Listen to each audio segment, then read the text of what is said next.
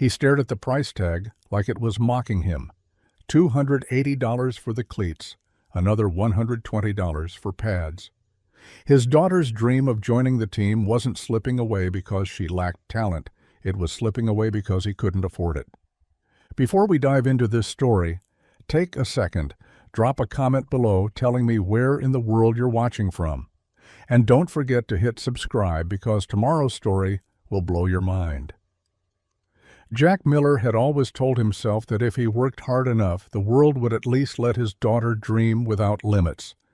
Double shifts on the delivery routes, nights where he came home so sore he could barely untie his boots, mornings when he left before the sun cracked the sky, all of it, he told himself, was worth it for her.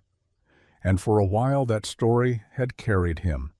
It gave meaning to the calluses on his hands, to the groan in his back, to the hollow circles under his eyes. But that night, sitting at the kitchen table in their two-bedroom apartment, with the hum of the refrigerator kicking on and off, the story didn't hold as steady. The paper trembled slightly in his fingers, not from weakness, but from the truth written in black and white across the top. Mandatory gear. He read down the list like it was a cruel joke. Cleats, $280. Shin guards, $60. Pads, socks, practice uniforms, and a bag that was apparently non-optional, another $100. The total climbed higher than his last paycheck. He held the sheet in one hand and the overdue electric bill in the other, the orange warning notice glaring at him like a spotlight. The numbers seemed to mock him, like they'd been waiting for this exact moment to remind him how close to the edge he really lived. In the next room, Emma's laughter floated down the hallway. She had a habit of laughing to herself when she drew. He pictured her lying on her stomach, sketchbook open, tongue sticking out in concentration as she mapped out plays she'd seen the high school team run.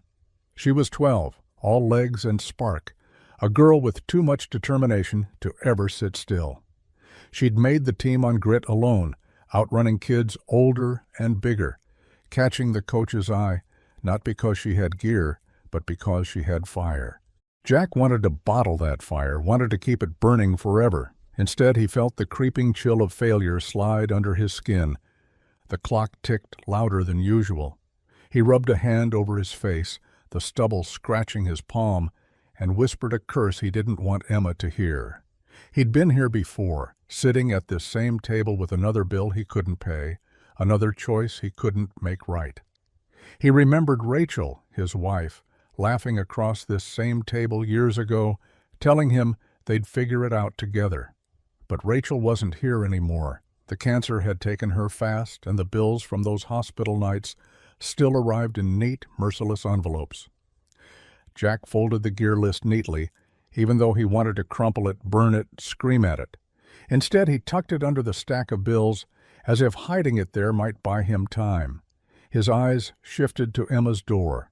The thin wood couldn't muffle her humming. It was a tune he didn't recognize, probably something she'd made up, something alive and light. He thought about walking in, telling her she'd need to wait another year, telling her dreams cost too much right now. But the image of her face falling, the way her shoulders would sink, stopped him cold. He leaned back in the chair, staring at the ceiling as if some answer might be written in the cracks of the plaster. He closed his eyes and let the weight of it press down on him.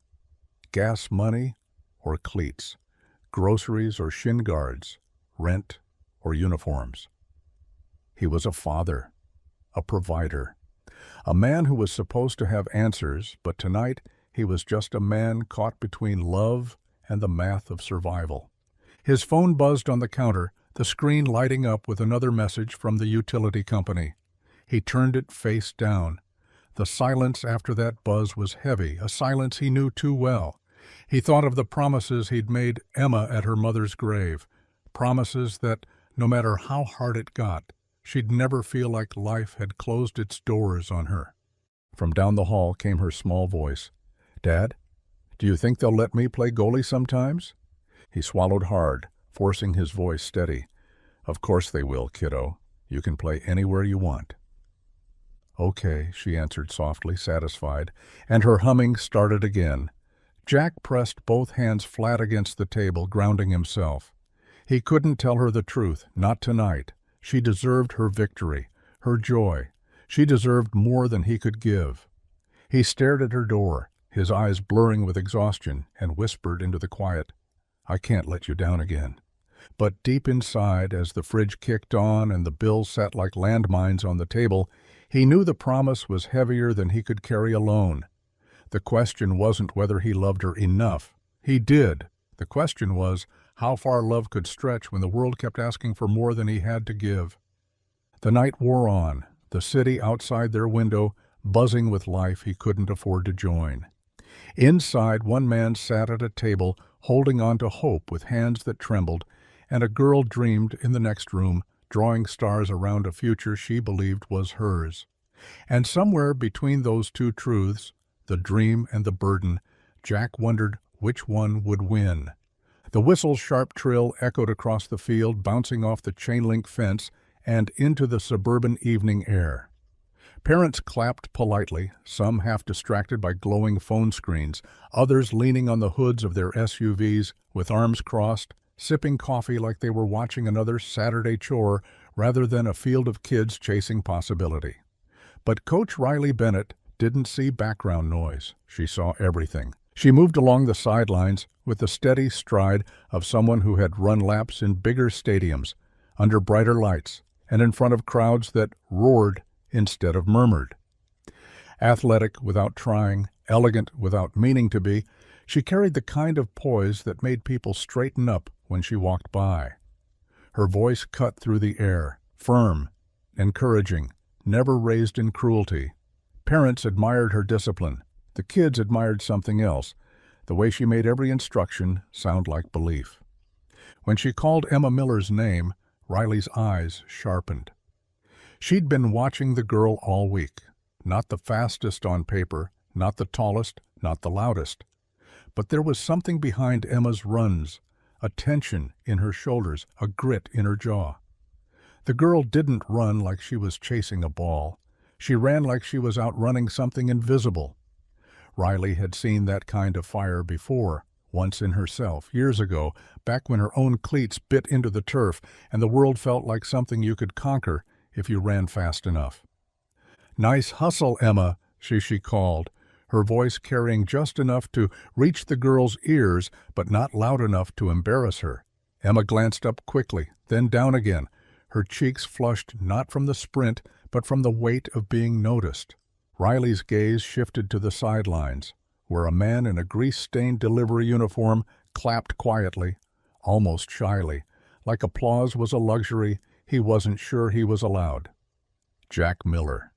She had clocked him from day one, always in work boots, always arriving at the field with the look of someone who came straight from a shift but wouldn't miss his daughter's practice for anything.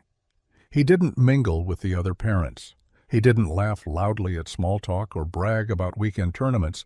He just stood close enough to be present and far enough to not take up space. Exhaustion sat heavy on his shoulders, but his eyes never left his daughter. Riley had grown up surrounded by men who filled rooms with their voices, their wealth, their certainty. Jack was the opposite, quiet, steady, invisible unless you were paying attention. And Riley was always paying attention.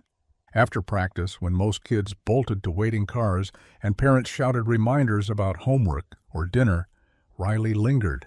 It was a habit, one that made her different from the other coaches. She asked about math tests, about favorite books, about whether the kids were sleeping enough. Soccer was important, yes, but so was the shape of their lives outside these white-painted lines. Emma always stayed close. Not because she had more questions than anyone else, but because she wanted to belong in that circle of words, even if she only spoke a few. That night, she shuffled on her feet as Riley knelt to her level. "Good work today," Riley said softly. "But tell me, are those cleats comfortable?" Emma bit her lip. Her eyes flicked to where Jack stood, his hands shoved into his jacket pockets, watching carefully. Then she looked back and whispered, "These were my mom's. From when she used to play. They're kind of big." The words were simple, but they landed heavy. Riley smiled gently, but inside her chest tightened like a knot, pulling itself tighter. She glanced again at Jack. His expression didn't shift. He stood taller, as though daring the world to call it a problem. That quiet pride, so brittle, so wrapped in sacrifice, hit Riley harder than any corporate negotiation ever had. She had been in boardrooms where millions of dollars were at stake, where men in suits argued over markets and mergers. She had walked out of those rooms with victories, accolades, contracts signed in ink, worth more than most people would see in a lifetime. And yet here, watching a 12-year-old wear shoes too big because they once belonged to a mother she could barely remember, Riley felt something she hadn't in years, the sting of reality uncloaked. She rested a hand gently on Emma's shoulder. "You did great today," she said again, this time not as a coach but as someone who understood that sometimes strength wasn't measured in sprints but in silence. Emma smiled shyly, clutching the laces of those worn-out shoes. Jack stepped forward then, nodding politely, murmuring a quiet thank you before ushering his daughter toward their truck parked at the far end of the lot. No shiny SUV, no leather seats, just a dented pickup that coughed when it started. Riley stood still, watching the taillights fade. She wasn't sure why her throat felt tight, or why her hands curled into fists at her sides. Maybe it was because she knew what it was like to be underestimated. Maybe it was because she remembered what it felt like to run in shoes that didn't fit, in a world that wanted you smaller. Or maybe it was because she'd seen enough in those 30 minutes, Emma's determination, Jack's quiet exhaustion, to know she couldn't just walk away this time. The kitchen light buzzed and flickered overhead, stuttering, like it couldn't decide whether to give him light or leave him in shadow. Jack Miller sat at the small round table, his shoulders bent, papers spread out before him like maps of a battlefield he never wanted to fight. The corners of envelopes curled upward from being opened and reopened, the ink of due dates smudged from his thumb, pressing too hard. Rent was circled in red, 4 days. Groceries loomed in his mind with their silent demand, the pantry already echoing with emptiness. His truck, the old workhorse parked downstairs, coughed with every start, one bad morning, away from stranding him. Jack's hand moved slowly across the table, pulling Emma's equipment sheet to the top of the pile. The words "mandatory gear" shouted back at him in neat, bold print. He grabbed a pen and began circling the things he thought he might scrape together used. Shin guards, maybe a practice jersey if someone's kid outgrew theirs. But cleats, that was a different story. Good cleats weren't just footwear, they were the line between safety and injury, the kind of thing you couldn't skimp on. He circled them anyway, knowing the number was impossible. His phone buzzed against the table, rattling across the laminate. He picked it up, already knowing what it was. Another reminder, his late wife's medical debt installment still dutifully withdrawing from his account like a hand reaching out of the grave. Years later, and still it stole from them month after month. He swiped the screen dark, setting it face down with more force than he meant. The refrigerator hummed, then clicked off, leaving a silence that felt heavier than the room itself. Jack rubbed at his temples. His body ached with the fatigue of too many double shifts, but it wasn't the ache that gnawed at him. It was the constant calculation. Which bill could be pushed another week? Which meal could be stretched with an extra box of pasta? Which part of himself he'd have to ignore so Emma wouldn't see the cracks spreading wider by the day? The sound of soft footsteps pulled him from his spiral. Emma padded into the kitchen, her blonde hair falling loose from a lopsided braid she'd done herself. She carried her sketchbook against her chest like it was something precious, her small fingers smudged faintly with pencil. "Dad?" she said, her voice bubbling with pride. She set the book on the table and turned it toward him. The page was filled with a drawing of herself, at least her best version of herself, standing tall in a soccer uniform. The jersey had their school colors, the cleats shone like new, and the smile she'd drawn stretched so wide it nearly touched her ears.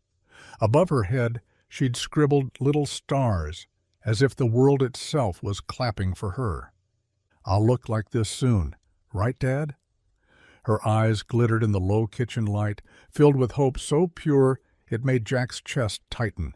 He stared at the drawing for a long moment.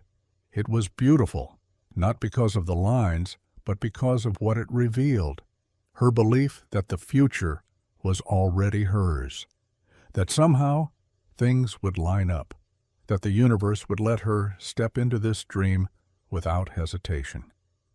He felt the sting of tears at the back of his eyes, but he pushed them down, forcing his lips into a smile that didn't reach all the way. "Of course, kiddo," he said softly, nodding like the answer was obvious. "That's exactly how you'll look." Emma grinned, satisfied, and scooped up her sketchbook again. She hugged it to her chest and bounded back toward her room, humming under her breath.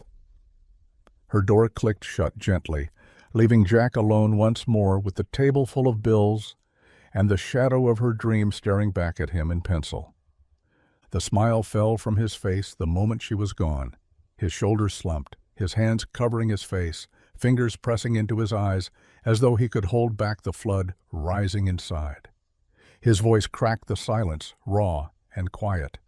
"God," he muttered, "I need a miracle." The faulty light above him flickered again, as if mocking the plea. Outside the window, the city carried on indifferently. Horns blaring, sirens wailing in the distance, neon signs blinking across storefronts. Life didn't pause for his desperation. The world didn't care about one single dad hunched over a table in a cramped apartment, trying to figure out how to turn exhaustion into opportunity.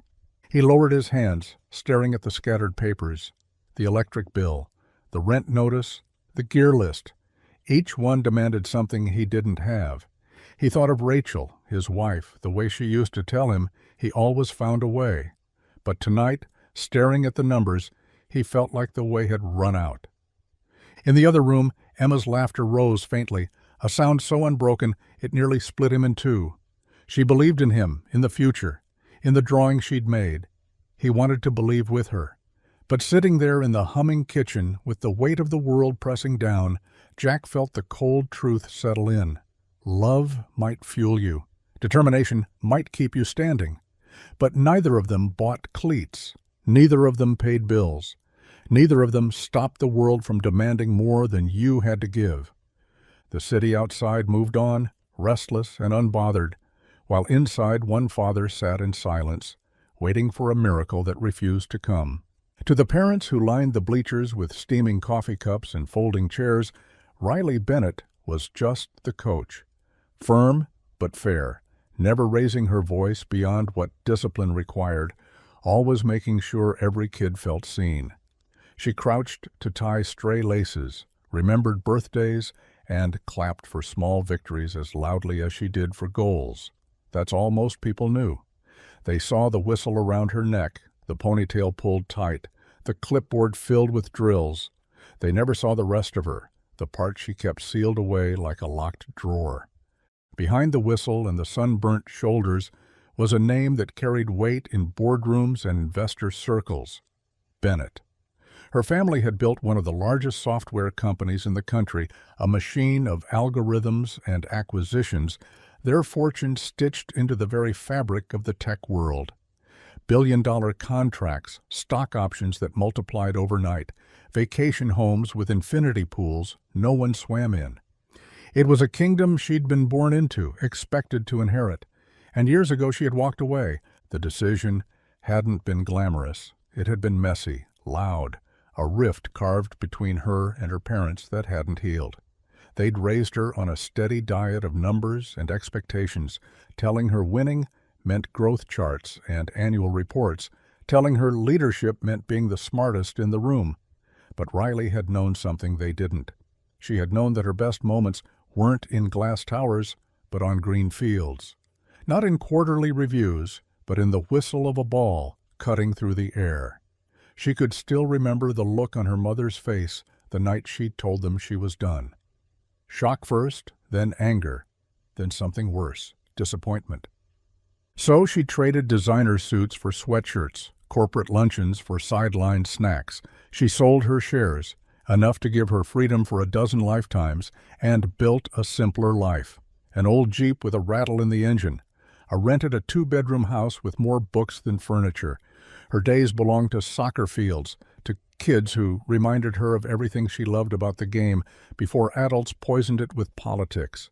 She didn't need money, she needed meaning. Still, she hid the truth. She knew what wealth did to people, how fast it turned sincerity into calculation. Friendships became transactions. Gratitude became expectation. Every kindness was dissected for motive. So when she introduced herself to parents, she let them believe she was just Riley, just the coach who had played a little college ball, just the woman who cared enough to give their kids discipline and encouragement in equal measure. It was easier that way, cleaner. But the secret tugged at her in moments she didn't expect. When Emma Miller jogged across the field in sneakers too big for her, Riley noticed. The shoes weren't just old, they were relics. Laces frayed, soles worn thin. A child running on borrowed ground. She noticed, too, the man on the sidelines, Jack Miller, his delivery uniform still marked with grease, clapping like each drill was a championship. He didn't complain, didn't push, didn't ask for special treatment. He just stood quietly, eyes tired but unwavering, holding himself like someone who had given up everything except presence. Riley had been around wealth her whole life. She knew parents who threw money at their children's dreams, outfitting them in top-of-the-line gear before they'd earned a spot on the team. She'd seen entitlement passed down like heirlooms. But Emma was different. She ran harder, pushed further, not to flaunt, but to belong. And Jack, he looked like a man carrying too much but still making sure none of it spilled onto his daughter. That night, when the field was empty and the lights cut out, Riley sat in her Jeep with the engine off, staring at her hands on the steering wheel. She thought about the accounts she rarely checked, the investments she barely tracked. She could buy every kid on the team new equipment 10 times over and never notice the dent. She could make Emma's dream effortless, could lift the weight from Jack's shoulders with a signature on a check. But that wasn't the question. The question was whether she should. Helping wasn't simple. It never was. Money changed things. It carried strings, invisible but strong, weaving their way into pride and independence. She knew what it was like to be defined by wealth, to be told her worth before she ever had the chance to prove it. Wouldn't giving Emma those cleats do the same? Wouldn't Jack feel stripped of dignity, reduced to another story of charity? Riley closed her eyes, listening to the hum of the night around her. She thought of Emma's quiet voice. These were my mom's shoes. She thought of Jack's stillness, the way he didn't flinch under anyone's gaze but seemed to collapse a little more inward when the laughter of other parents reached him. She thought of her own life, the fortune she had walked away from, but never really escaped. Money wasn't her problem, meaning was. And maybe, just maybe, this was where meaning began again, not in handing over a fortune, not in erasing someone's struggle, but in giving quietly, carefully, in a way that preserved dignity instead of stripping it. She opened her eyes. The Jeep's headlights reflected faintly off the empty field, the grass swaying in the breeze as if still alive with the echoes of children running. Riley gripped the wheel tighter. She had the power to change something, to step into this story instead of just watching it unfold. The question pressed harder, now heavier than the weight of wealth itself. Should she? And if she did, could she do it without destroying the very thing she admired most? The pride in a father's sacrifice, the fire in a daughter's determination. Riley started the engine, the Jeep coughing to life, but the question lingered in the hum of the tires as she drove into the night. The pawn shop sat on the edge of town, tucked between a shuttered laundromat and a liquor store with a flickering neon sign that read, "Open," though no one ever seemed to go inside. Its windows were crowded with faded guitars, power tools missing cords, and jewelry that had once been promises before they were pawned tickets. Jack parked his truck out front, the engine sputtering in protest as if even the machine knew it didn't belong here. He carried the guitar case carefully, almost tenderly, as he crossed the cracked asphalt lot. The case itself was battered, the latches stiff, but inside was a piece of his heart. He hadn't opened it in years, not since Rachel. The day she died, the sound of strings had felt like betrayal. Music had been their language. The way they laughed late into the night after Emma was asleep, the way he played her favorite song on rainy mornings just to see her sway in the kitchen. He'd promised himself he wouldn't touch it again, not if it meant stirring up ghosts. And yet here he was, about to hand it over to a stranger for a handful of bills that would vanish in a grocery aisle or under the cleat aisle at the sporting goods store. The bell over the door jangled when he stepped inside. The air smelled faintly of dust and metal polish. Behind the counter, a man in a faded polo shirt looked up with eyes already bored, as though every story walked in the same and left the same. Jack set the case gently on the counter, flipping open the latches with a small click. The clerk leaned forward, peering at the guitar, like it was just another item in inventory. $80, he said flatly before even lifting it. Jack blinked. 80? His voice caught somewhere between disbelief and insult. This wasn't just wood and strings. This was the guitar Rachel had saved up for when they were broke and 22. This was the guitar Emma had reached for as a toddler, banging at the strings with sticky hands. This was every late-night lullaby and every whispered apology wrapped into one. The clerk shrugged. Market's flooded. Everyone thinks their piece is worth more. I can maybe stretch to 90, but that's it. Jack's jaw tightened. He wanted to argue, to tell this man that the guitar wasn't just an object, but a history book, that every scratch was a chapter, every worn fret a story. He wanted to shout that you couldn't measure love in dollars, but Emma needed shin guards. He thought of her small feet in those hand-me-down sneakers, the way she never complained, though he could see the blisters forming. He thought of her smile when she held up that drawing of herself in a real uniform, believing so fiercely it was already true. He closed the case slowly, as though saying goodbye, then nodded once. 80's fine. The clerk counted out 4 crumpled 20s and slid them across the counter. Jack picked them up without looking, folded them into his wallet, and turned away. The bell jingled again as he stepped outside into the weak Saturday sun. He walked to his truck with the case still in his hand, empty now. The weight was gone, but not the heaviness. He set it gently in the bed of the truck as though it still mattered, then climbed into the driver's seat. For a long moment he didn't start the engine. His hands gripped the wheel, knuckles white, eyes burning. I hope you understand, Rach, he whispered, his voice breaking. The words fogged the air, then disappeared. He imagined her smile, the way she used to tease him about holding on to things too long. Maybe she'd tell him it was just wood and strings, that the real music was still alive in Emma's laughter, in the way their daughter carried pieces of both of them forward. He wanted to believe that. He drove across town to the sporting goods store, the kind with rows of shiny cleats stacked like trophies. He walked past them, past the bright displays of polished shoes with price tags that could pay half his electric bill, and headed straight for the clearance section. He found shin guards in the right size and a pair of socks with the school colors.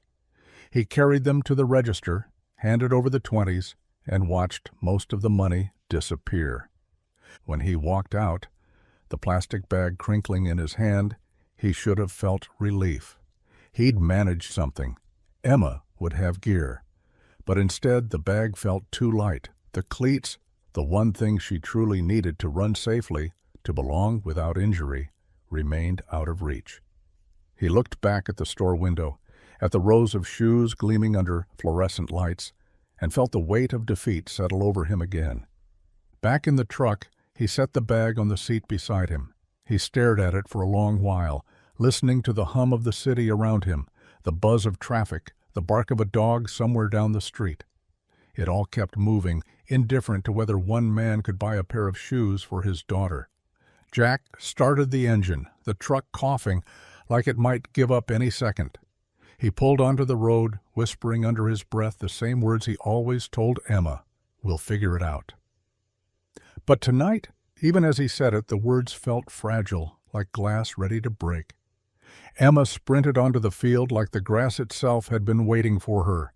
The late afternoon sun bathed everything in a golden haze, the kind of light that made moments feel bigger than they were. All around her, the other girls wore crisp uniforms and brand-new cleats, their gear practically gleaming. The logos of expensive brands flashed in the sunlight like medals, proof of parents with deeper pockets. Emma glanced down at her socks, second hand sliding down her calves no matter how many times she tugged them up, and at the borrowed cleats that bit into her toes with every step. She straightened her shoulders anyway. If they pinched, she wouldn't let it show. Not today. From the bleachers, Jack clapped like his daughter was leading the World Cup. His delivery uniform still smelled faintly of oil and sweat, his hands rough from the wheel of his truck, but none of that mattered. Every shout of encouragement was louder than the next, his voice carrying across the field as if pride alone could shield Emma from discomfort. Inside, though, his chest ached. Each time she stumbled slightly, adjusting to the pain in her shoes, he felt the sting of failure. He was supposed to make things easier, not harder. But Jack cheered harder, determined that if she looked his way, she'd only ever see joy on his face. Riley Bennett watched from the sidelines, arms folded, her sharp eyes following Emma more closely than anyone else. She saw what the others didn't, the tiny wince when Emma stopped too quickly, the way she shook her foot between drills as though trying to coax blood back into her toes. Riley had trained her eyes to catch details, the way a player carried their weight, the slight hesitation before a pass. But this wasn't about skill. This was about resilience. Emma's determination practically poured off her in waves. She didn't complain, didn't fall behind. She simply endured, running harder than kids who had no reason to. The whistle blew, ending practice. Kids streamed toward their parents, laughing, chattering about drills. Emma lagged behind, tugging at her socks again, her face flushed but proud. Jack stood, clapping until his palms stung, waving her over like she had just won something monumental. Riley crouched down near Emma, her voice gentle but precise. "Good work today." "How'd the feet feel in those cleats?" Emma froze, eyes darting to her father. For a moment her lips parted as if to admit the truth. Then she shut them, swallowing the words. She forced a smile, soft and small. "They're fine," she said quickly. Jack stepped in before the silence stretched too long. "We'll figure it out," he said, his tone calm, steady, like he was swatting the question away. His hand rested briefly on Emma's shoulder, a protective gesture that said, "Don't press her. Don't press me." Riley smiled politely, but her mind spun. She'd grown up with closets full of shoes, racks of cleats, parents who could replace anything at the first sign of wear. She'd hated that life, hated how easy it was to throw money at problems without even looking at them. And yet here she was, admiring the very opposite, the stubborn pride of a man and his daughter refusing to ask for help, even when it meant pain. It was admirable. It was heartbreaking. When the field finally cleared, Riley lingered by her Jeep, flipping open her leather-bound planner. She pretended to jot down notes about drills, but her pen hovered, then pressed harder as ideas formed. A sponsorship fund, anonymous donations funneled through the athletic department, something that could reach Emma without making Jack feel like a charity case. She scribbled half sentences, then crossed them out. This wasn't simple. One wrong step, and she'd crush the very thing she respected most, their pride. Jack walked Emma to their dented truck, her shin guards clattering in the oversized bag. Riley's eyes followed them across the lot, watching the way Emma skipped slightly despite her obvious discomfort, watching the way Jack opened the door for her with a small smile like he was guarding treasure. He climbed in after her, his profile etched against the glow of the setting sun. For a moment he looked older than his years, worn down by the invisible weight of bills and worries. Then Emma said something that made him laugh, and the lines on his face softened just for a heartbeat. Riley closed her planner, sliding it onto the passenger seat beside her. She started the engine, but her hands lingered on the wheel. Wealth had been her inheritance, a burden she'd walked away from to live simply. Yet now, faced with a girl running on borrowed shoes and a father clapping through his exhaustion, she felt the weight of it pressing back against her. Money wasn't her problem. Meaning was. And meaning was staring her straight in the face, tugging at her conscience with every step Emma took in cleats that didn't fit. As she pulled out of the lot, Riley made herself a quiet promise. There had to be a way to help without unmasking herself, a way to lift them without taking away the dignity that made them who they were. She just had to find it. The apartment was quiet in that way it only ever was at night, when the hum of the refrigerator filled the silence and the city outside their window seemed to move on without them. Jack stood in the doorway of Emma's room, watching her small chest rise and fall beneath the covers. Her hair spilled across the pillow in loose strands, her hand curled around the corner of her sketchbook like it was a lifeline she couldn't let go of, even in sleep. She had fallen asleep with a smile on her face, her last words still ringing in his ears. "Thanks for everything, Dad. I'll make you proud." He had smiled back, tucked the blanket tighter around her, and kissed the top of her head. He'd told her she already had made him proud, more than she could possibly know. She drifted off, believing that was enough, believing that he was enough. Jack closed the door softly, careful not to let it creak. He leaned his forehead against the wood for a moment, breathing slow, as if gathering himself before the mask slipped. Then he sank down into the hallway, his back hitting the wall, knees bent, arms resting limply against them. For a while he just sat there, staring at nothing. The shadows stretched long around him, reaching out across the floor like reminders of everything he couldn't keep out. When the tears came, they came silently, sliding down his face with the kind of weight only he could feel. Jack hated crying. To him, it was weakness. It was admitting defeat, admitting he wasn't strong enough to carry what he had promised to carry. But tonight, the weight was too much, pressing down on his chest until it cracked. He buried his face in his hands, his shoulders shaking though he tried to keep the sobs quiet. He didn't want Emma to hear. He never wanted her to see him like this, broken, crumbling under the load. Memories rushed in, uninvited and relentless. The hospital room, too white, too sterile, the machines beeping in steady, cruel rhythm. Rachel's hand in his, thin and trembling, but still trying to comfort him when she was the one who needed comfort most. He remembered the bills that came even before she was gone, the ones that stacked up faster than he could open them, numbers that felt like a punishment for loving someone enough to fight for their life. Then the funeral, the quiet of it, the hollow promises he had whispered over her grave. "I'll take care of her. I'll make sure she has everything she needs. She'll never go without." Now here he was, sitting in the dark hallway outside his daughter's room, drowning in overdue notices and impossible choices, circling used shin guards on a sheet of paper like they were life preservers. He clenched his fists hard enough that his knuckles whitened. "I can't fail her," he whispered, the words sharp, desperate, as though saying them out loud might make them true. "I can't." His phone buzzed on the floor beside him. He didn't need to look. He knew the pattern by now. Another overdue notice. Another reminder that the world didn't wait for grief to end, or wages to stretch further. He picked it up, the glow of the screen cutting through the dark, the words stabbing at him. Past due. Immediate attention required. He pressed his thumb hard against the button and turned it face down, the light disappearing. For a second, the silence almost swallowed him whole. Jack leaned his head back against the wall and closed his eyes. His breathing was ragged, but slowly he forced it to even out. He thought of Emma's face, her joy at practice even with shoes that hurt her, the way she ran with everything she had. She was tougher than he ever imagined a 12-year-old could be. Maybe tougher than he was. She believed in him still, believed he was enough. That belief was both his salvation and his torment. He wiped his face with the heel of his hand, angry at the wetness there. He couldn't let her see.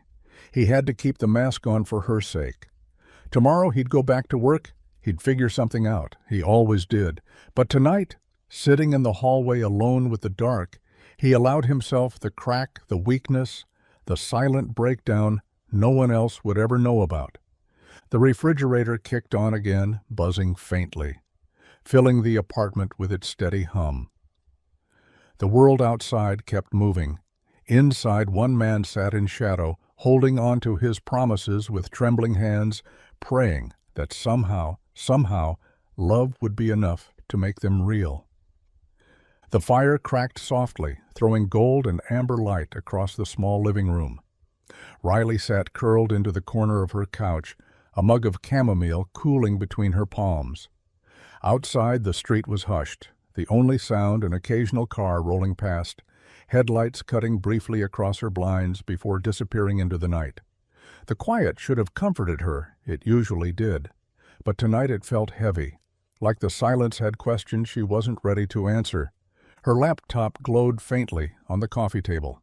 She had already typed his name into the search bar, Jack Miller. She had expected something, maybe a profile, a trace of his life online, a fundraiser buried in the noise of the internet. But there was nothing. No smiling pictures, no desperate appeals for help, no words written into the void, hoping for kindness from strangers. Just absence. He wasn't asking for help. He wasn't asking for anything at all. That was what made it harder. Riley leaned forward, resting her chin on her hand as she scrolled through dead ends. In her world, people never stopped asking. For sponsorships, for donations, for connections. Her inbox was full of requests dressed up as opportunities. But Jack? He stood on the sidelines in grease-stained uniforms, clapping for his daughter with the kind of pride that didn't need validation, even while his exhaustion hung from him like a second skin. He wasn't building a case for sympathy. He was just trying to get through each day without letting Emma see the cracks. Riley closed the browser and opened her banking app instead. The numbers blinked back at her, a wall of zeros that stretched out like an endless road. Any one of her accounts could cover a dozen Emmas. Cleats, uniforms, tuition, college scholarships, everything, without even making a dent. She could solve it with the click of a button. But money wasn't the obstacle. Pride was. Pride could weigh heavier than poverty, and she knew if she handed Jack the solution, he'd turn it away, maybe even with anger in his eyes.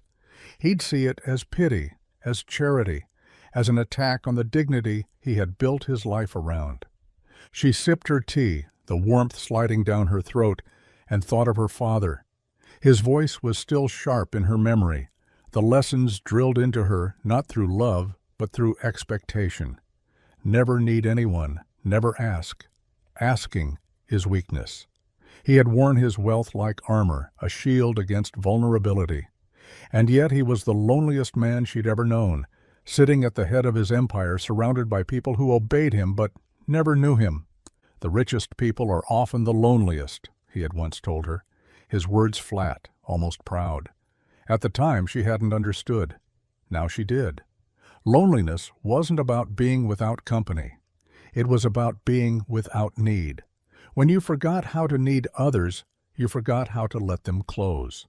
Jack was the opposite of her father. He wasn't rich, but he was holding tight to the same creed. Never ask, never need.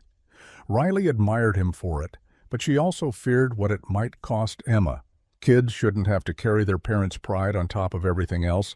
Kids should run, unburdened, in cleats that fit.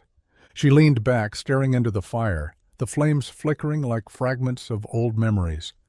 Her mind spun with possibilities, scenarios that all ended with Jack shaking his head, jaw set, refusing her help. But maybe it didn't have to come from her. Maybe the gift didn't need a name. Riley opened a blank document and began to type. Sponsorship Program, Community Youth Athletic Support. The words looked official, like something that might come from a school board or local committee. She outlined a plan. Anonymous deliveries labeled as school support. Gear arriving without explanation, other than the suggestion of a broader initiative. A lie, yes, but a lie that might give Emma what she needed without stripping Jack of the dignity he clung to. Her fingers hovered over the keyboard. She hated lies. She had walked away from a world built on polished half-truths and carefully spun narratives. But this was different. This wasn't about profit or power. This was about a girl running in shoes 2 sizes too big, about a father sitting in shadows trying to shield her from disappointment. She saved the file, her heart pounding faster than it should. It was only the first step, but it was something. The plan wasn't perfect. It wasn't even honest. But maybe it was the kind of dishonesty that healed instead of hurt. Riley closed her laptop, the screen going black, her reflection faint in the glass. She whispered into the quiet, "Maybe I can do this differently." The fire crackled louder, as though answering her, and for the first time in a long while, Riley felt the weight of her wealth shift, not as a burden, not as a secret to hide, but as a tool waiting to be used. She pulled the blanket tighter around her shoulders and let herself imagine the look on Emma's face when the box arrived, the way her eyes would widen, the way she would run across the field without wincing. And maybe, just maybe, Jack would never know it was her. The box was there when they came home, leaning against the chipped paint of their apartment door like it had been waiting for them. It was big, heavy-looking, with a glossy label slapped across the front. Athletic Department, Equipment Support. The letters were bold, official, the kind of thing that carried authority just by existing. Emma saw it first. She squealed so loudly that Jack nearly dropped the grocery bags in his hands. She darted forward, fingers tracing the label as if it might vanish if she blinked. "Dad, look, it's for me. It has to be for me." Jack set the bags down slowly, his eyes narrowing. He hadn't applied for anything. He hadn't filled out a form or sent an email or asked for a program like this because, as far as he knew, no program like this even existed. Still, the label was there, clear as day, stamped with an authority he couldn't quite question. Emma crouched down, tugging at the tape, too eager to wait. Jack hesitated for a second, then sighed and pulled out his pocket knife, slicing carefully through the seal. The box flaps opened with a soft groan, and inside was a world Emma hadn't dared dream of. Brand new cleats gleaming black and white with bright laces, shin guards still wrapped in their plastic sleeves, socks thick and soft, not the threadbare pairs she'd been tugging at for weeks. And beneath it all, a professional-grade ball, its panels smooth and shining like something lifted straight from a stadium field. Emma gasped, then laughed, then cried all at once. She threw her arms around her father, clutching him with all the strength her small body could manage. "See, Dad? They believe in me," she whispered, her words thick with tears and joy. "They believe in me." Jack hugged her back, but his arms felt stiff, hesitant. His smile stretched across his face, but it didn't reach his eyes. Something in his gut tightened, an unease he couldn't shake. None of this made sense. He hadn't asked. He hadn't earned this. Gifts like these didn't just arrive at their door, not for people like them. Still, Emma pulled out the cleats, sliding her feet into them, her eyes sparkling like Christmas morning. The way she looked, proud, complete, like she belonged on the field already, made his chest ache. He wanted to hold on to her joy, to let it flood through him and wash away the questions. But the questions lingered anyway, sharp and insistent. Later, when Emma raced outside to test the ball in the parking lot, Jack stepped into the kitchen and pulled out his phone. He dialed the school office, tapping his fingers against the counter as the line rang. "Yes, this is Jack Miller," he said when the secretary answered. "My daughter, Emma, she's on the soccer team. We just got a delivery, equipment from something called the Athletic Department Equipment Support. I just wanted to thank whoever put it together." There was a pause, papers shuffling on the other end. "I'm sorry, Mr. Miller," the secretary said, confusion clear in her voice. "We don't have anything like that. There's no sponsorship program for team gear. Maybe you should check with one of the other parents?" Jack's jaw tightened. "You're sure?" "Positive, the the woman replied.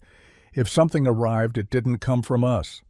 He ended the call, staring at the phone in his hand like it had betrayed him. The box sat in the corner of the living room, open and glowing with newness, with hope. But now it felt heavier, weighted with mystery. Someone had sent it. Someone had gone out of their way to give Emma what she needed, and they didn't want him to know who. He clenched his teeth, fighting the instinct to demand answers. His pride screamed at him. Demand to know. Send it back. Prove you can do this yourself. But then he heard her laughter outside, clear and free, echoing against the brick walls of the apartment complex. Jack walked to the window and looked down. Emma dribbled the ball across the lot, clumsy at first, then smoother, her arms out for balance, her new cleats flashing with every kick.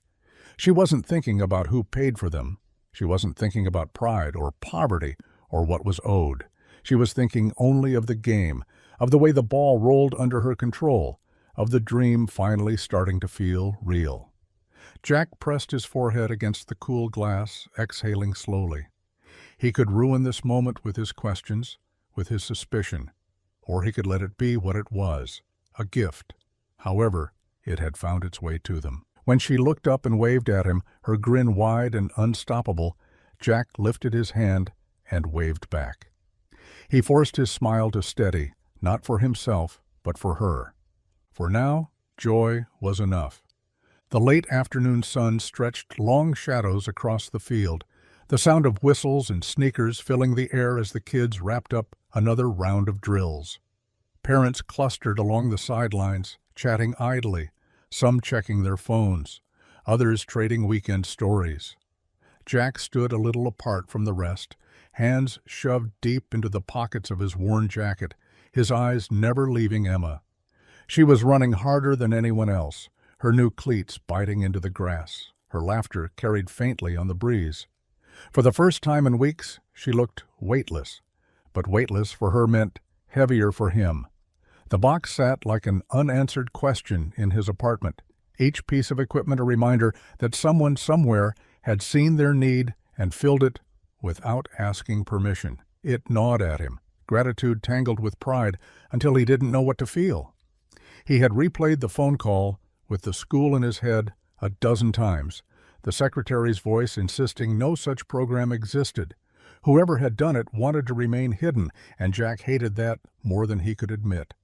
When practice ended, Emma darted off to join a cluster of girls, her cheeks flushed, her ponytail bouncing as she laughed. Jack took a steadying breath and made his way toward Riley. She was crouched near her bag, jotting something onto her clipboard, but she looked up as he approached. Her smile was warm, easy. "Coach," Jack began, his voice careful, almost tentative, "did you hear about this equipment thing?" Riley's stomach gave a twist. She had been waiting for this, dreading it, even as she told herself it was inevitable. Still, her expression didn't falter. She widened her eyes just slightly, feigning surprise. "That's wonderful," she said brightly. Maybe someone saw her potential. Jack studied her face. He had the look of a man used to reading people, customers, supervisors, strangers who made promises they never kept. He wasn't quick to trust. His eyes searched hers, steady and probing, waiting for a crack to show. Riley held his gaze, her smile steady, though inside her chest tightened. She hated the dishonesty, the mask she was wearing, but she hated the thought of Emma stumbling in borrowed shoes even more.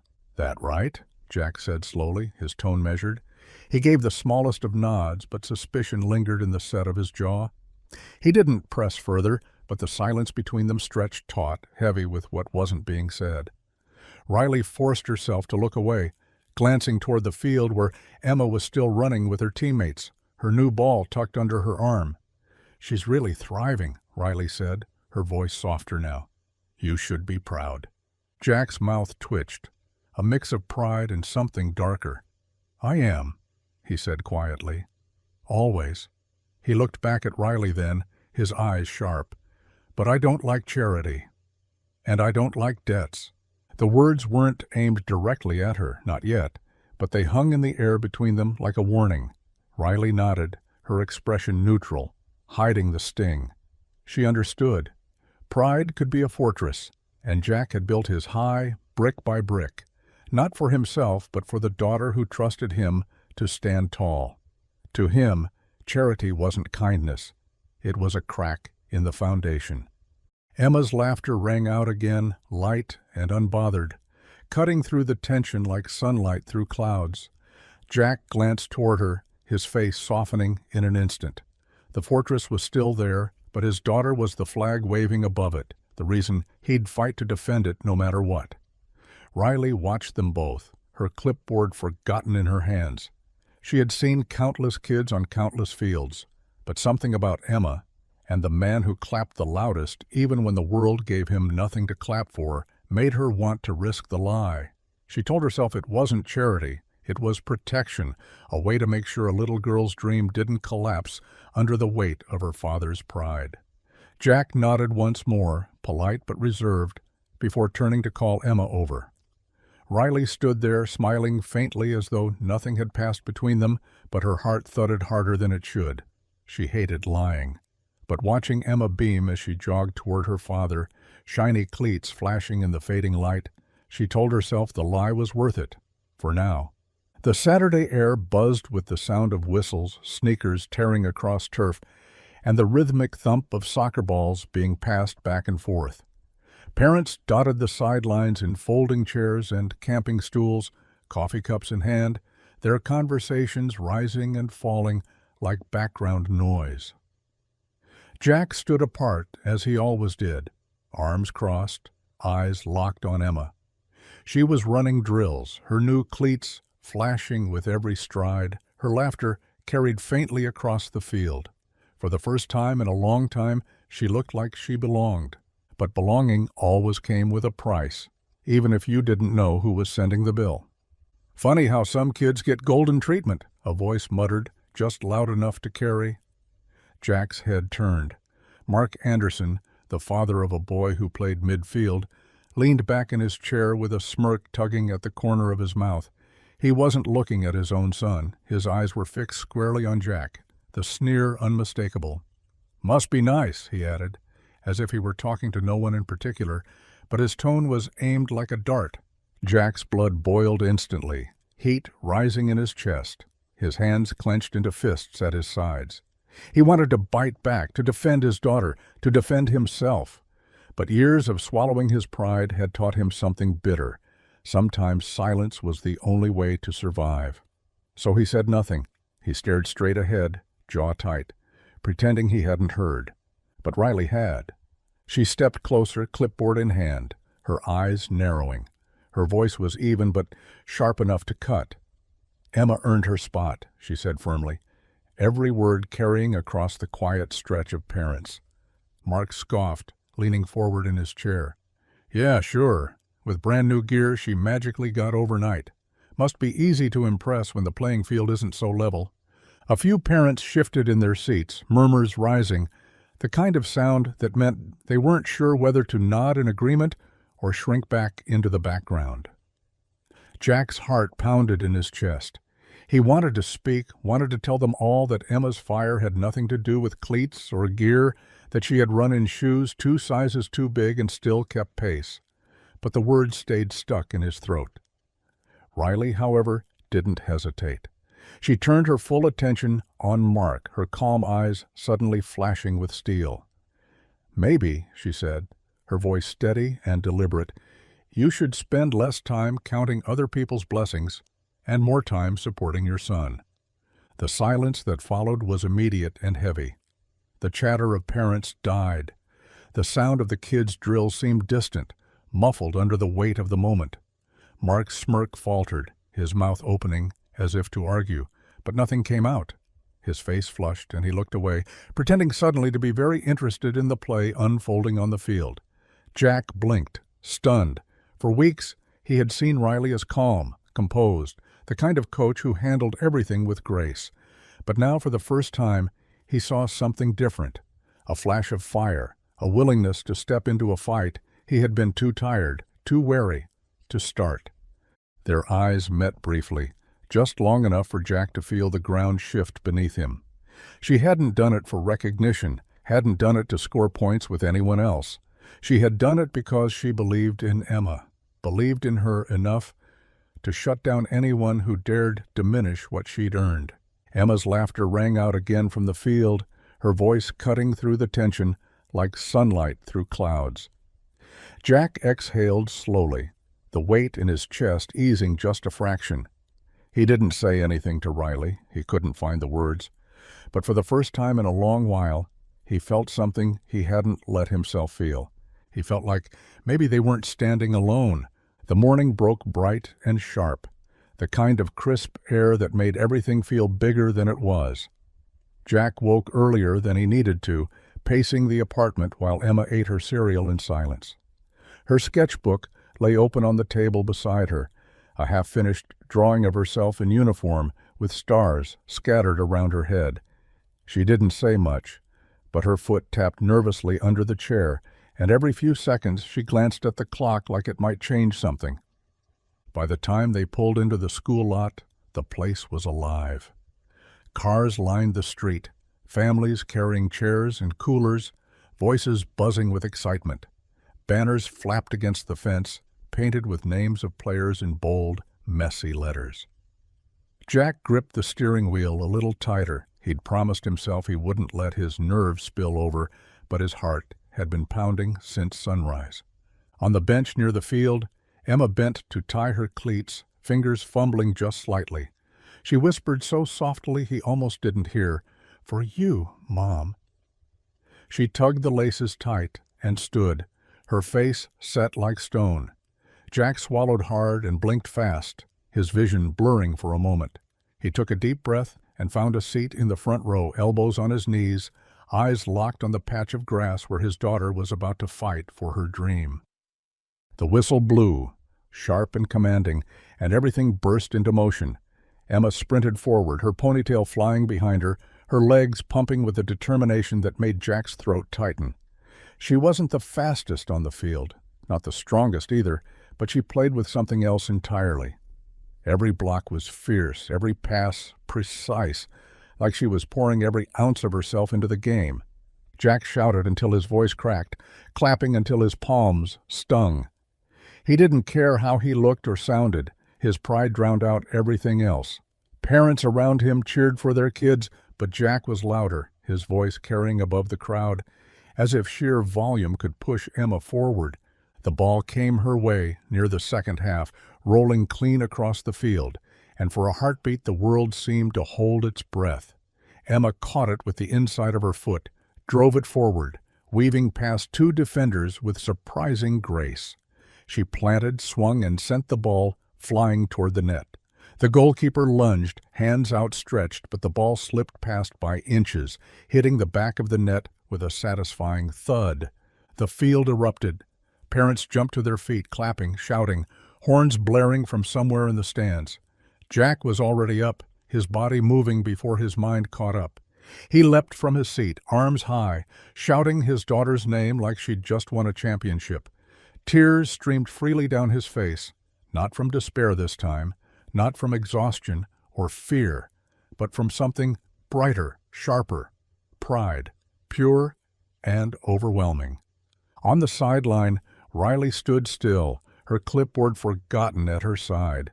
She had seen plenty of kids score goals before. She had seen skill, talent, raw ambition. But this was different. Emma's face as she ran back down the field told the story. It wasn't just triumph. It was love, memory, promise. She was playing not only for herself, but for someone who wasn't there to see it. And Riley felt something in her chest twist. She watched Jack wipe his eyes with the back of his hand, his smile wide and unguarded, the weight he carried slipping for just a moment. Emma's joy washed over everything, silencing doubts, quieting whispers. Riley knew in that instant she had made the right choice. The box at the door, the secret sponsorship, it hadn't been about money. It had been about this moment, about giving a girl the chance to run free, about letting a father see his daughter shine. The game pressed on, but for Jack and Riley, time had paused on that goal, that eruption of joy, that fire in Emma's veins, and neither of them would forget it. The field was nearly empty by the time Jack found Riley. The banners had come down, folding chairs were packed away, and the buzz of victory had drifted off with the other families. Emma had disappeared into a tangle of teammates, laughing and replaying her goal for anyone who would listen. Jack, though, wasn't laughing. His jaw was tight, his hands shoved deep in his jacket pockets as he walked across the grass toward Riley, who stood at the sideline scribbling notes on her clipboard. He didn't waste time with small talk. "It was you, wasn't it?" His voice was low, steady, but edged with a sharpness he couldn't hide. "The gear, the ball, all of it." Riley froze, pen hovering over paper. For a moment she didn't look up. She had known this conversation was coming. She had rehearsed explanations, careful words that might soften the truth. But when she finally lifted her eyes to meet his, her expression was caught between guilt and defiance. "What matters," she said carefully, "is that she's playing." Jack's fist tightened in his pockets. The words struck him like a blade dulled at the edges, meant to cut softly but cutting all the same. "I don't want handouts," he said through clenched teeth. Riley's eyes softened, her voice lowering. This wasn't a handout. It was an investment. The choice of word rattled him. Investment. As though his daughter's dream were something to be measured, nurtured, expected to pay off. He stared at her, confusion and anger wrestling behind his eyes. Investment in what? In her? In me? His voice cracked on the last word, betraying more than he wanted to. Riley didn't flinch. In what she can become. In the fire I see in her every time she steps on the field. That isn't something you ignore, Jack. It's something you protect. He wanted to argue. He wanted to tell her that Emma didn't need anyone but him, that he could manage, that pride was worth more than gear. But even as the words surged in his chest, Emma's laughter cut through the air. She was running toward them, cheeks flushed, her jersey sticking to her skin, her eyes glowing with triumph. She threw herself into Jack's arms, breathless with joy. "Did you see me, Dad? Did you see the goal?" she gasped. Jack caught her, holding her close, his anger stalling mid-breath. He forced a smile, nodding. "I saw. You were incredible." Emma's grin widened, her joy spilling over onto Riley as she turned to her coach. "Thank you for believing in me," she said before darting off again, pulled back into the orbit of her teammates. Jack stood there, the warmth of his daughter's hug still clinging to him, but inside the storm hadn't passed. If anything, it burned hotter. His pride told him he should reject the gift, push it away, tell Riley never to interfere again. But the sight of Emma, radiant, confident, finally belonging, silenced his outrage, if only on the surface. He looked back at Riley. She held his gaze without apology, though he could see the weight of her choice pressing in around her. For a long moment, neither spoke. Jack finally exhaled, the sound ragged, and turned toward the parking lot. "We'll talk about this," he muttered, more to himself than to her. Riley nodded but said nothing. She watched him walk away, Emma bouncing at his side, clutching the ball that had carried her first goal. Riley's chest tightened. She hated the lie, hated the wedge it had driven, but when she thought of Emma's face on the field, her conviction didn't waver. Jack opened the truck door for his daughter, his hands trembling just slightly. He swallowed the words he wanted to spit out, burying them beneath a smile Emma would never question. But as he slid into the driver's seat, his thoughts burned like coals in the back of his mind. The gear had given his daughter joy, but the mystery of it, the debt it implied, the pride it threatened, was a weight he couldn't shake. The apartment felt smaller that night, like the walls had crept closer while Jack and Emma were gone. The box with the empty packing slip still sat by the door, its cardboard corners threatening to buckle under the weight of what it represented. Jack shoved it aside with his boot as he paced the kitchen, his breath coming short and sharp. His voice filled the space, low but jagged, as though if he didn't speak the words out loud, they'd crush him from the inside. "She thinks I can't provide," he muttered, slamming his hand against the counter. "She thinks I'm failing." His steps carved a path across the worn linoleum, back and forth, back and forth. "Charity," he hissed. "That's what it is. A handout." He couldn't stand the thought. Riley, or whoever it was, looking at him like a man too broken to buy his daughter shoes. In the quiet of her room, Emma sat on the edge of her bed, her cleats tucked neatly in their box like treasure. She heard every word. She pressed her hands against her knees to stop them from trembling. But when his voice rose again, the dam broke. She stepped into the hallway, her small shadow stretching under the kitchen light. "Dad?" Her voice wavered, thin but certain. Jack spun around, startled. She stood there barefoot, her eyes wide, her face pale with worry. For a moment neither spoke. Then she said, almost in a whisper, "I don't care about who buys it. I care that you're here." The words cut through him faster than any blade. Jack froze, his mouth open but empty, all his fury collapsing in on itself.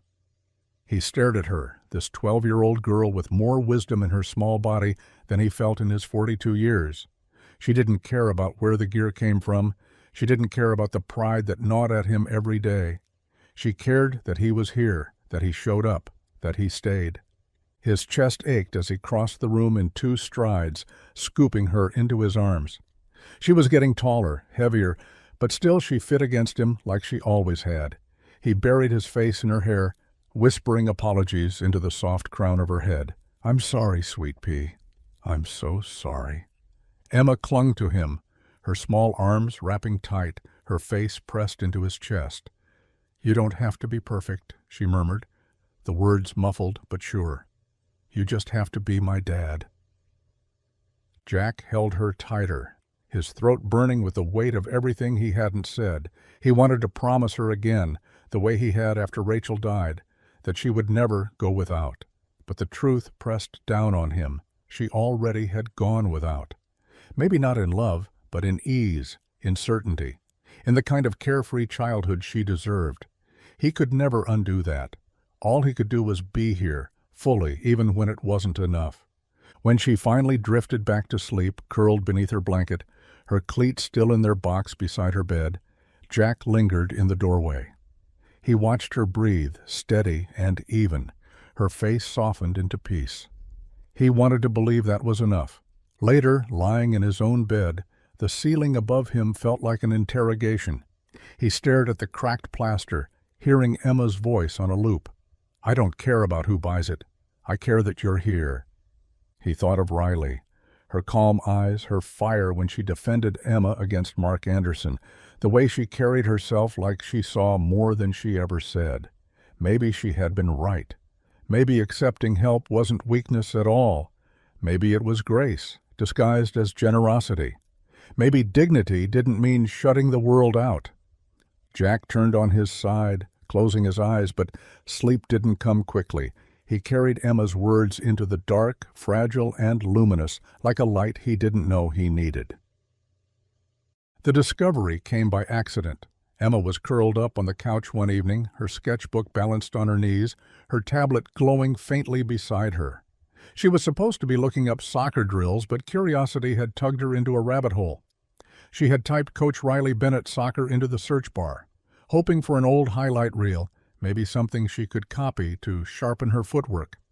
What popped up instead was a headline that made her blink twice. "Tech heir Riley Bennett walks away from fortune." Emma's eyes widened. She tapped the article, her mouth falling open as she skimmed. It wasn't just wealth, it was staggering.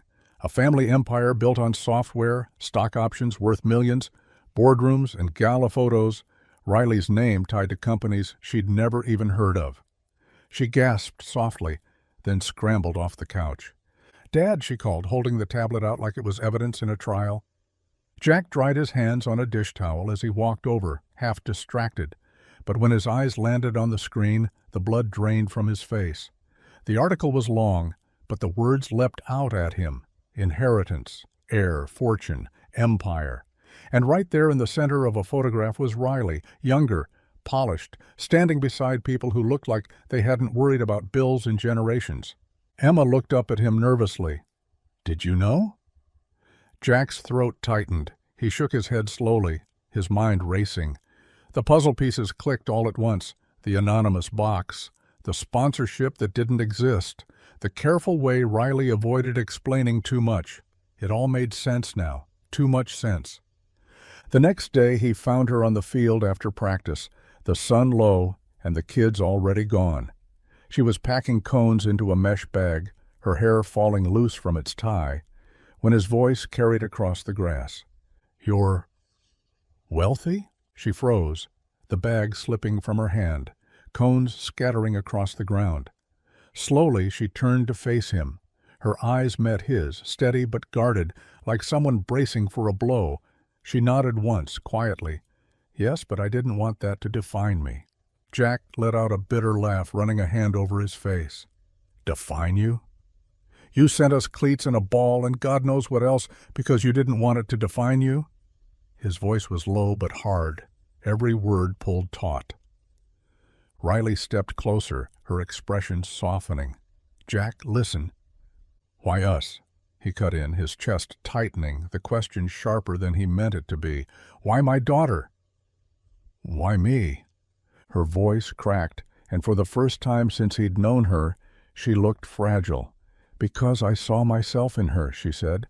"The way she runs like she has something to prove, the way she burns to be seen." "I know that feeling." She swallowed, her hands twisting together.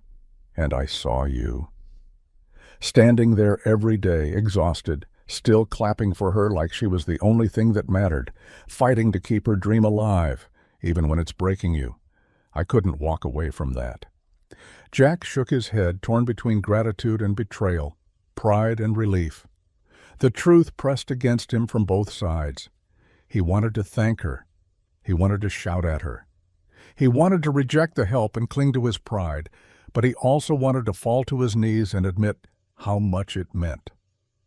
For a long moment silence stretched between them, broken only by the rustle of wind through the chain-link fence.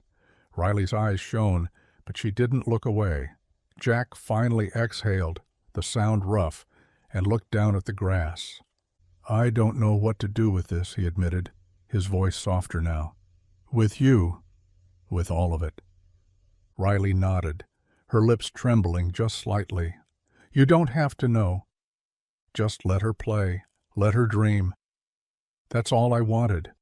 Jack glanced toward the parking lot where Emma was waiting in the truck, waving at him impatiently. He looked back at Riley, searching her face for something he could trust, something that wasn't tied to the zeros in her bank account. For the first time, he realized the fire in her eyes wasn't money at all. It was recognition. And that made it harder, not easier, to walk away. The field was empty now, the echoes of practice carried away by the evening wind. Jack lingered by the bleachers, arms crossed, watching Riley gather the last of the equipment. He had confronted her, he had demanded answers, but now for the first time he found himself quiet. Not silenced by pride, but willing to hear her. Riley set the bag of cones down and leaned against the fence, brushing loose strands of hair from her face. She looked tired, not from the drills, but from the weight of carrying a truth she hadn't meant to share. Her voice was softer than usual when she began to speak, as though the field itself demanded honesty. "I walked away," she said, her eyes fixed on the darkening horizon. "From the boardrooms, the meetings, the endless chase. Everyone thought I was crazy. They called me ungrateful, irresponsible, but what they didn't see was that I couldn't breathe in that world anymore. Every decision I made was measured in profit. Every conversation was about control. And I—" She stopped, her throat tightening. "I didn't want my life to be a balance sheet. I wanted it to matter." Jack listened, his jaw unclenched for once. He thought of Rachel, of how she used to tell him life was more than bills and survival, that music and love mattered just as much. He had laughed it off back then, too focused on keeping food on the table. Now, watching Riley's face in the fading light, he understood what it meant to feel suffocated by expectations you never asked for. "You think money fixes everything," Riley continued, her voice trembling. "But it doesn't. It hides pain. It builds walls so high no one can climb them. I wanted to take mine down, even if it meant standing alone." She looked at him then, her eyes steady. "Helping Emma wasn't about charity, Jack. It was about remembering why I left. About doing something that wasn't about me at all." For the first time, Jack didn't see her as the woman with the hidden fortune. He saw her as someone who had lost too, someone who had fought to find meaning in a world that only measured worth in numbers. And maybe, just maybe, they weren't so different. He had buried his music, she had buried her inheritance. Both of them had chosen love over image, presence over pride. Jack drew a slow breath, the tension easing from his shoulders. He didn't thank her, words like that stuck in his throat. But his silence wasn't anger this time. It was recognition, an unspoken truce. Later that night, after Emma had showered and curled into bed with her sketchbook, Jack sat on the edge of her mattress, the lamplight casting soft shadows across the room. She looked up at him sleepily, her eyes still bright from the game she couldn't stop talking about. He brushed a strand of hair from her forehead, his voice quiet. "Maybe heroes don't always wear uniforms," he murmured. "Sometimes they wear whistles." Emma blinked, confused for half a second, then smiled. "You mean Coach Riley?" Jack chuckled softly, pressing a kiss to her hair. "Yeah, something like that." She rolled onto her side, clutching her sketchbook close. "You're my hero, Dad," she whispered, before her eyes fluttered shut. Jack sat there for a long time, staring at the ceiling, his chest tight. He thought of Riley, of Rachel, of Emma's laughter, ringing across the field. For the first time in years, he felt a strange kind of peace, like maybe the world wasn't divided into those who had and those who hadn't, but into those who chose love, even when it cost them. And in that fragile silence, Jack let himself believe it. The idea came to Riley late one night, long after the players had gone home and the field lights had gone dark. She sat at her kitchen table with a cup of tea growing cold and a notepad covered in half-finished thoughts. The anonymous package had worked for a while, but she knew it couldn't last. Jack's pride was a living thing, fragile but fierce, and Emma's needs would only grow as the seasons did. If she kept stepping in quietly, one pair of cleats at a time, eventually the truth would crush them both. What she needed was something bigger, something that gave without taking dignity away. So she built a fund, small at first, just a name and a seed of her own money, tucked under the title of a community scholarship. It wasn't about Emma alone. It was about every kid who had talent but not the means to chase it. Riley made sure her name was nowhere near the paperwork.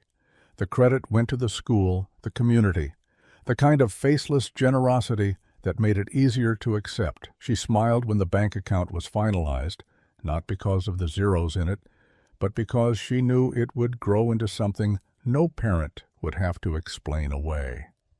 When Jack first heard about it, he bristled.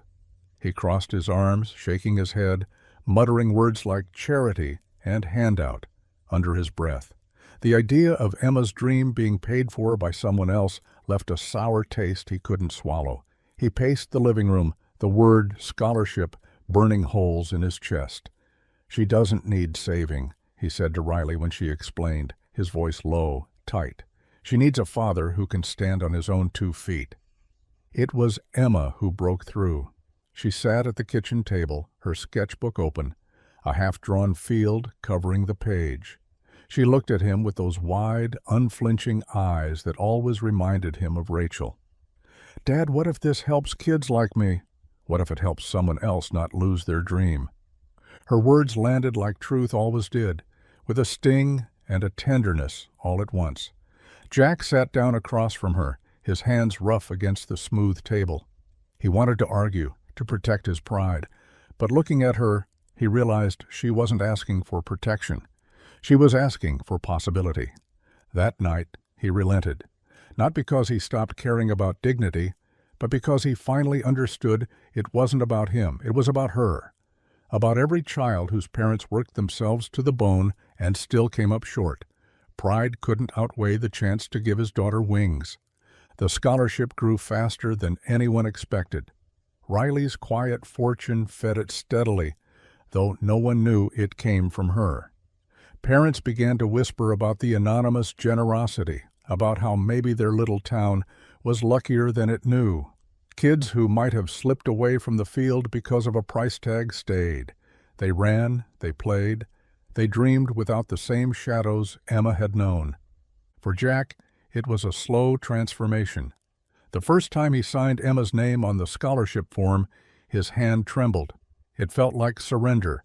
But then he saw her running in new gear, laughing without hesitation, and he realized it wasn't surrender, it was love in another form, a kind he hadn't learned to trust yet, but one he was willing to try. At practice, Riley watched from the sidelines as Emma scored goal after goal, her confidence blooming like it had been waiting for this moment all along. She glanced at Jack, who stood in the front row clapping until his hands were red. This time his pride wasn't a shield. It was joy, unburdened. By the end of the season, Jack no longer saw the scholarship as a reminder of what he couldn't give. He saw it as proof of what community could do, of what love looked like when it stretched beyond blood and carried a child higher than one man's shoulders ever could. One evening, as he tucked Emma in, she looked up at him with a sleepy smile. "We're helping kids, Dad," she whispered. "Not just me, lots of kids." Jack brushed her hair back and kissed her forehead, his chest tightening with something new, not shame, not failure, but gratitude. "Yeah, sweet pea," he said softly. "We are." And in that moment he finally understood. Accepting help didn't make him less of a father. It gave his daughter the freedom to fly. The stadium lights burned bright against the night sky, pouring down on the field where the air crackled with nerves and hope. The crowd hummed with restless energy, banners waving, parents shouting, the sound of 1,000 voices blending into a single roar. At midfield stood Emma, tall now, no longer the small girl in borrowed sneakers. Her cleats shone under the lights, her jersey crisp. But what mattered most wasn't what she wore, it was how she carried herself. Her shoulders were squared, her chin lifted, her eyes steady. She wasn't just playing anymore, she was leading. In the stands, Jack leaned forward, elbows on his knees, his hands gripping one another to keep from trembling. His hair was grayer now, his face etched with lines of years and sacrifice, but his eyes never left her. They glistened with pride, the kind that aches because it has been earned the hard way. He clapped when her name was called, his voice hoarse from shouting, his heart beating like it had in those first practices, when he thought he might break under the weight of it all. Beside him stood Riley, hands shoved deep in her coat pockets, her eyes locked on Emma, with a gleam that spoke of something deeper than just coaching. She no longer hid who she was. The truth of her wealth, her past, had long since stopped mattering. What mattered was this girl, this family, this story she had become a part of. Pride swelled in her chest, not for what she had given, but for what Emma had taken and turned into her own strength. The whistle blew, sharp and final, and the championship began. The ball flew across the field, bodies collided, the rhythm of the game building into something relentless. Emma moved with a kind of grace that was born not from talent alone, but from every late night of practice, every bruise, every whispered promise to her father that she would make him proud. Jack's throat tightened each time she touched the ball. He saw Rachel in her determination, himself in her grit, Riley in her courage. The score was tied when the final minutes ticked down. The ball came to Emma at midfield, rolling clean and true. The stadium seemed to fall into silence as she took it, her feet working instinctively, weaving past defenders with a calm born from years of refusing to quit. She planted, swung, and sent the ball arcing toward the goal. The goalkeeper leapt, fingers grazing the edge, but it wasn't enough. The ball slammed into the back of the net. The crowd erupted. The sound was thunder. Parents and students and strangers all rising as one, chanting her name. Jack was already on his feet, his arms thrown high, tears streaking down his face. They weren't tears of exhaustion this time, or fear, or even relief. They were tears of pride, so raw it threatened to undo him. Beside him, Riley clapped until her palms stung, her smile wide and unguarded, her eyes shimmering with the knowledge that she had been right to believe. Emma turned on the field, her teammates swarming her, their voices shrill with victory. She laughed, breathless, her arms raised, her face lit by something more than stadium lights. She was no longer the girl in worn socks sketching soccer fields in her notebook. She was the girl who had been given a chance and who had made it count. That night, long after the noise had faded and the stands had emptied, Jack found her sitting quietly in the locker room, her medal hanging loosely around her neck. She looked up at him, her face flushed, her eyes soft. "Thanks for never giving up on me," she whispered. Jack knelt down, his hand brushing a strand of hair from her forehead. His voice was rough, thick with emotion. "I had help," he said, glancing over his shoulder where Riley lingered in the doorway, her gaze warm and steady. In that moment, with Emma's medal glinting in the dim light, Jack knew the truth as surely as he had ever known anything. Families weren't always bound by blood. Sometimes they were built by the courage to stay when things got hard, the humility to accept what you couldn't carry alone, and the generosity to give when it mattered most. And the three of them, bound by struggle and grace, knew they had become one. If this story moved you even a little, take a moment to share your thoughts in the comments. I'd love to know what part resonated with you most. And don't forget to hit that subscribe button, because more stories of hope, resilience, and second chances are on the way.